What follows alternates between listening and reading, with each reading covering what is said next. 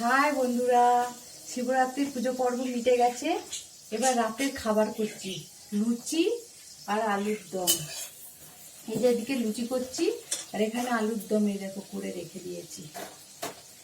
বন্ধুরা, ময়দার মধ্যে দেখবে একটা বিচ্ছিরি গন্ধ বেরোয়, খাওয়ার সময় ওই গন্ধটা লাগে।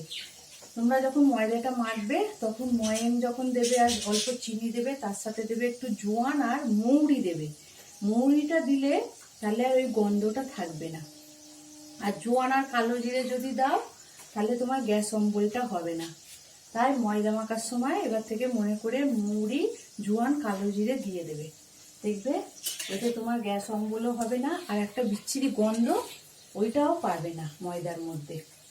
তাই আমাদের রাতের খাবারও তোমাদের সাথে কথা বলতে বলতে হয়ে গেল। বাই বন্ধুরা, আবার পরের কোনো ভিডিও নিয়ে দেখা হবে। বাই, সবাই ভালো থেকো, সুস্থ থেকো।